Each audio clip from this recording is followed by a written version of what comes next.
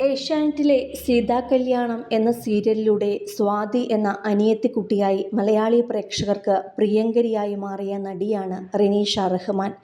കൃത്യമായ നിലപാടുകളും അഭിപ്രായങ്ങളുമുള്ള റെനീഷയെ ബിഗ് ബോസിലെത്തിയപ്പോഴാണ് പ്രേക്ഷകർ അടുത്തറിഞ്ഞത്.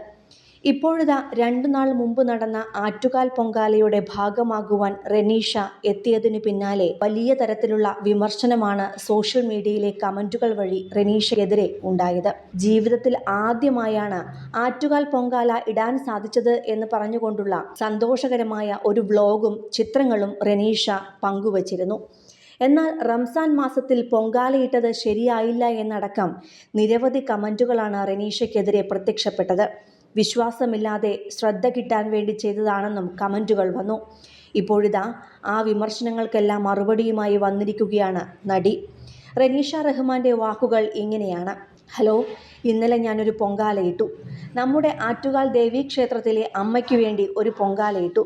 പൊങ്കാലയ്ക്ക് ഇഷ്ടം പോലെ ആൾക്കാരുണ്ടായിരുന്നു. ഭയങ്കര തിരക്കായിരുന്നു. പക്ഷേ അതിനേക്കാൾ തിരക്കാണ് എൻ്റെ ഇൻസ്റ്റഗ്രാം, ഫേസ്ബുക്ക് കമൻറ്റ് സെക്ഷനിൽ നെഗറ്റീവ് പറയാൻ വേണ്ടി ആൾക്കാർ നിൽക്കുന്ന ക്യൂ.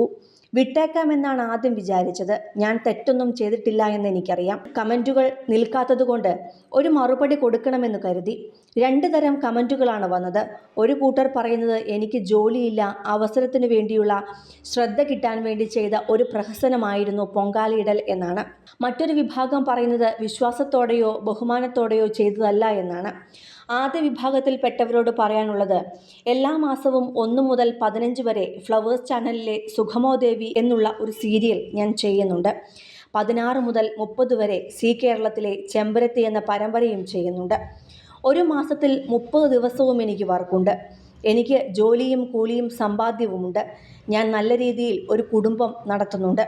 ഇനി രണ്ടാമത്തെ വിമർശനം: ഞാൻ 12 വർഷത്തോളം പഠിച്ചത് ചിന്മയ വിദ്യാലയയിലാണ്. അവിടുത്തെ ഒരു ദിവസം ആരംഭിക്കുന്നത് തന്നെ ഗായത്രി മന്ത്രവും സരസ്വതി സ്തോത്രവും ഭഗവത്ഗീതയും ഹനുമാൻ ചാലിസയും ഒക്കെ വച്ചിട്ടാണ്. അങ്ങനെ ഒരു പശ്ചാത്തലം ഉള്ളതിനാൽ ഒരു പള്ളിയിൽ പോയാൽ കിട്ടുന്ന പോസിറ്റിവിറ്റിയും സമാധാനവും എനിക്ക് ഒരമ്പലത്തിൽ പോയി പ്രാർത്ഥിച്ചാലും കിട്ടാറുണ്ട്.